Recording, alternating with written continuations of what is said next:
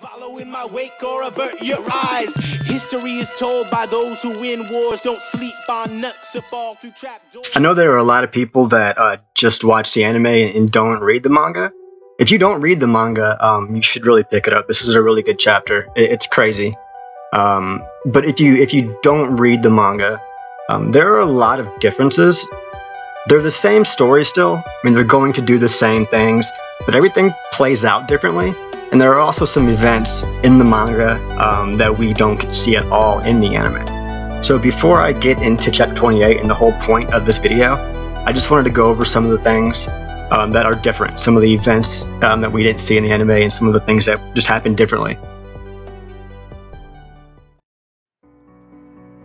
The scene in the anime where Hit is fighting Dispo, and you know, the really fast Pride Trooper, and he was struggling against him because what Dispo was doing was listening for the sound that Hit's body makes as he's about to do his time skip. And whenever he would hear that, he would attack, and he's so fast that Hit could not react in time. His time skip was completely useless in this.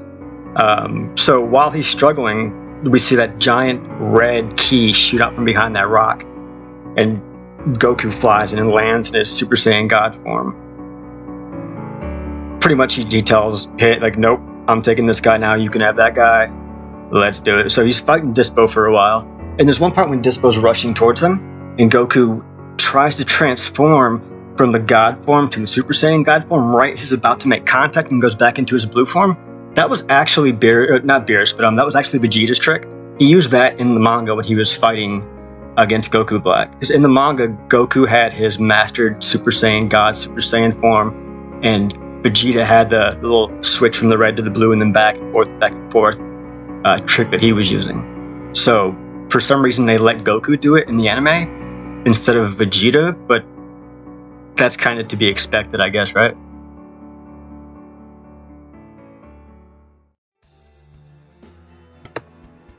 Since I did just mention Goku's mastered Super Saiyan God, Super Saiyan form, I guess I can talk about that next.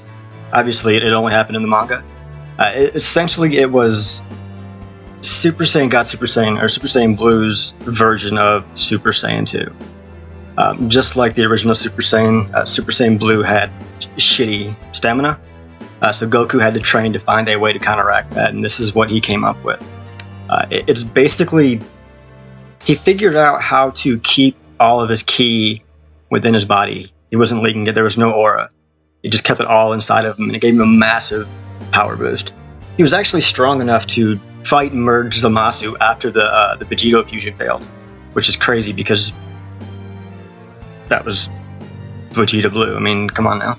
But the coolest thing though was when he was fighting him, Goku pulled the trick out of Beerus's bag and used the Hakai. I mean, it didn't work, but it almost did. So I mean, that was pretty cool. But at least, you know, when it was all said and done, Vegeta did get this form as well, and he actually used it to fight Beerus. He got his ass beat, but he did learn it and he did use it. That's got to count for something, right?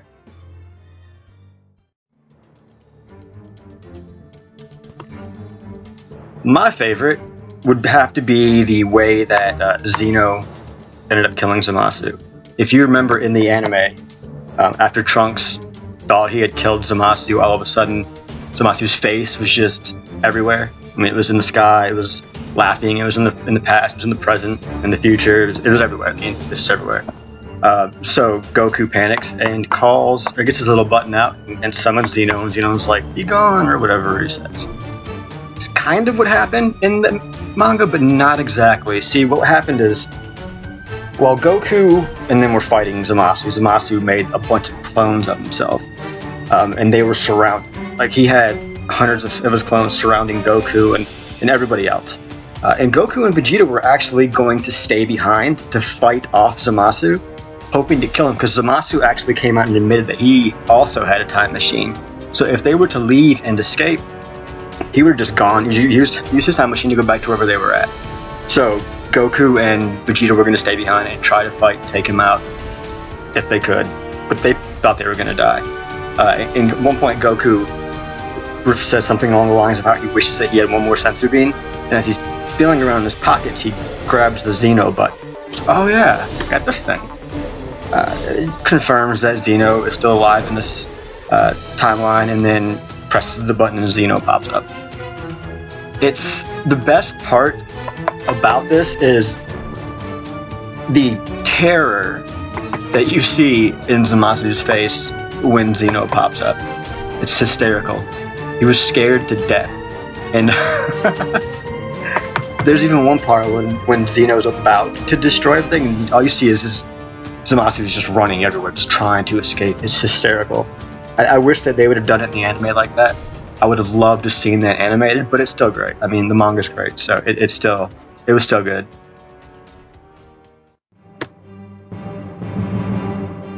Now we can talk about Chapter 28. Basically the exhibition, or the Zen Exhibition that they had in the anime when they were trying to show Xeno what a tournament was. It was an extremely boring couple of episodes because I didn't enjoy watching Goku and then beat up people that were significantly weaker than they were. It didn't appeal to me at all. So I'm glad that they did it differently in the manga, and the way that they do it in the manga it's ridiculous. It's insane. Instead of having 3 fighters from 2 different universes fight one-on-one, they decided the best way to show Xeno what a tournament was to have all 12 gods of destruction go at it.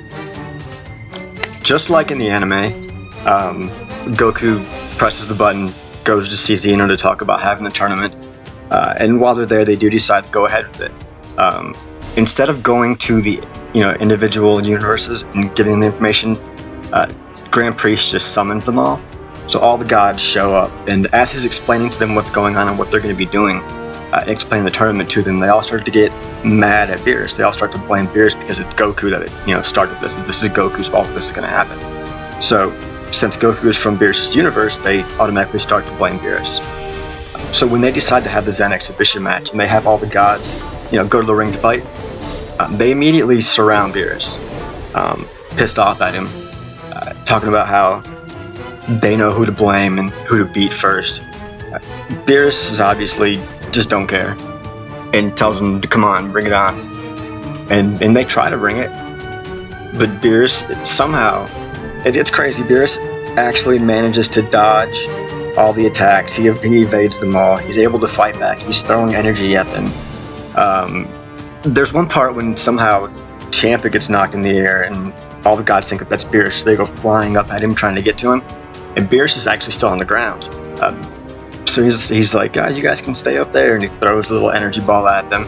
And to prove how powerful Beerus is, after he throws it, Sidra puts up this force field to stop it, and afterwards, the gods of destruction that were actually behind Sidra thanked him for saving them. So that goes to show that Beerus is, in fact, without a doubt, the most powerful god of destruction in the multiverse.